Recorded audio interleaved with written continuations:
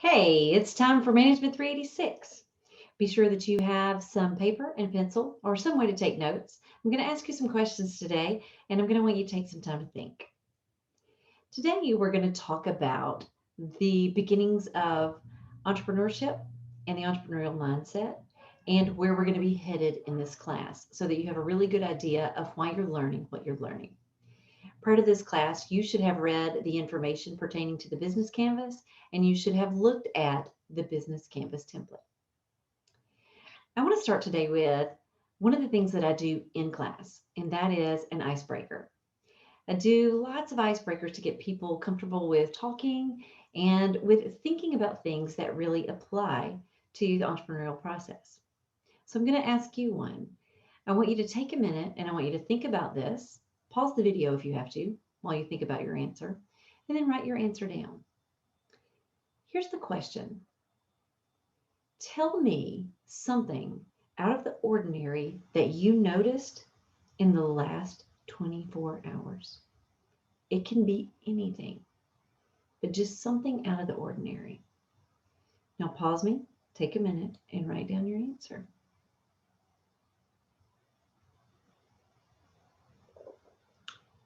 Okay, now that you've thought about that, I have some more questions to ask you. As I asked you to think of something out of the ordinary, when you came up with your answer, did you remember exactly when you noticed it? And at the moment that you noticed something out of the ordinary, did you say, "Ooh, that's different"? When I ask you the question, did that come to mind immediately? Or was it that you're like, let me think back about my last 24 hours and let me think of something? Or was it more like, I really can't think of anything out of the ordinary? All of those are very normal responses. And however it is that you came up with your answer gives us a hint at your level of entrepreneurial awareness. Entrepreneurial awareness is your ability to look around and notice things that could possibly be an entrepreneurial opportunity. We have businesses for one reason. Businesses exist to solve problems. They solve problems for the market. It's problems the market wants solved, and you must offer a solution that the market values and that the market is willing to pay for. So, in order to solve problems for the market that they value, we have to be keenly aware of some of the problems that the market is facing. The only way that we can be aware is by really looking around and really listening. Now, if you said, I really didn't think of anything, that's pretty normal. You see, our brain is like a muscle that we need to develop and exercise. We shape our mindsets and we shape and strengthen our entrepreneurial awareness. Think about this. How many times have you gotten into the car and made a drive that you've done hundreds of times? Maybe it is from your house to the grocery store, or it is from school to home. It's one of those drives that you can get in your car. You feel like you could do it with your eyes closed. And sometimes you feel like you practically did because you get home and you're like, was that light red? I have no idea what music was on the radio. It's a very normal phenomenon, and we all do it. What that means is we have trained our brain to do a repetitive motion, something that it does and that we don't have to cognitively think about on an ongoing basis to complete it. It's our tacit knowledge. Now, what happens to us as humans is when we fall into those times where we're in a muscle memory mode for our brain, we tend to let our brain get lazy and not notice other things. So you have two options. You can either just kind of zone out and let your brain take over and make the drive for you. You can let your brain take over, make the drive for you, and start looking around. See what you notice. Was that dumpster there yesterday? Oh my goodness, is the car that you passed every day still there? Oh, it has a car seat now. My goodness, whoever owns that car must have had a child or be carrying a child around now.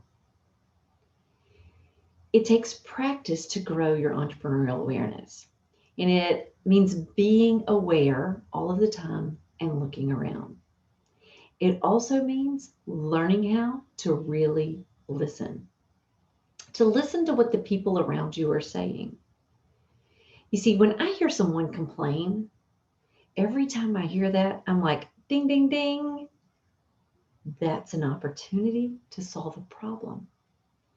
And I listen to it with entrepreneurial ears to see, is this something that lots of people struggle with? And there's really not a good solution? Maybe that's worth thinking about to come up with a business idea. If, however, you jump on the complain train with them, and every time you hear someone complain, you're like, man, me too, then your entrepreneurial awareness is not going to kick in. So remember, you're trying to look around and notice things, really notice, and you're trying to listen now with a more active ear. I'll tell you more about entrepreneurial opportunities throughout the semester, but I want to introduce this concept to you now because you'll need to start using it throughout the semester. Now, I told you businesses exist to solve a problem. So how do we know if the solution that we came up with is truly an entrepreneurial opportunity? Well, the way that we do that is by being able to complete a business canvas. Now, I'm going to introduce this to you briefly and tell you about it and hope that you have read about it and let you know that we are working towards being able to complete a business canvas by the end of the semester. You have access to this template on the website. I pulled this from a great website called strategizer.com, and you can go to that website as well and download the template. You can fill it in, use it as you like. As students, you have free access to the whole Adobe suite, so you should tap into that and use it. If you don't know how, let me know. This is what we're working to learn how to do this semester.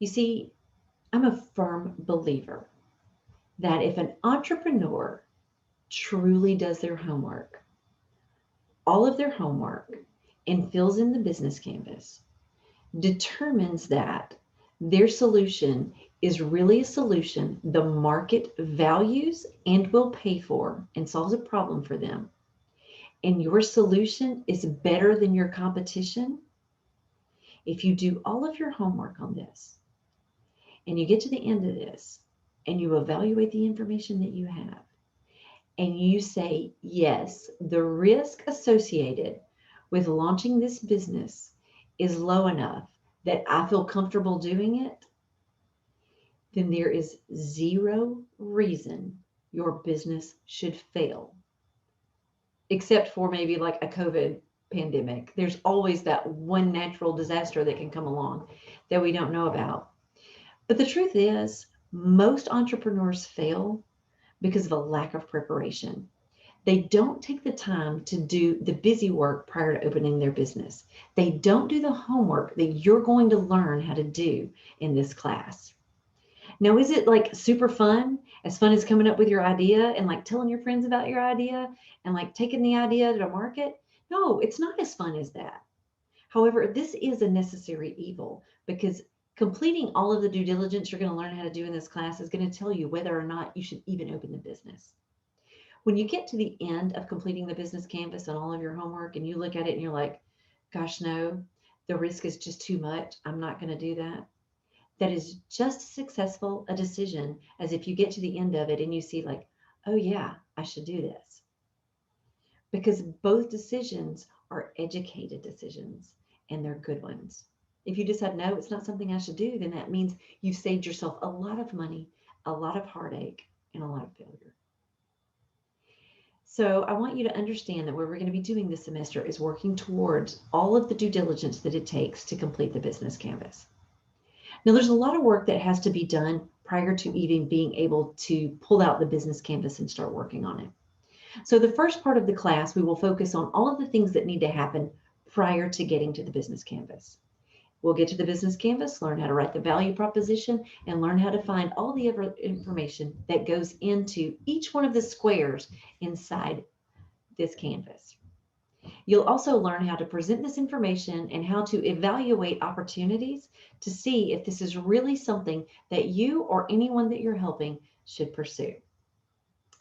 So the next thing that you should do here is to be sure, especially going into exam 1, that you're really familiar with the business canvas template. Read the slides associated with it that are posted on the website, and be sure that you understand what is going to go into each square. I'll ask you about that on exam 1. It's easier for you to understand what we're doing throughout the semester if you know what we're building towards. I hope that you have a great time looking through all of this, and I will see you next class. As always, email me if you need me. I'm here and I will help you as much as possible. Have a great night. See ya.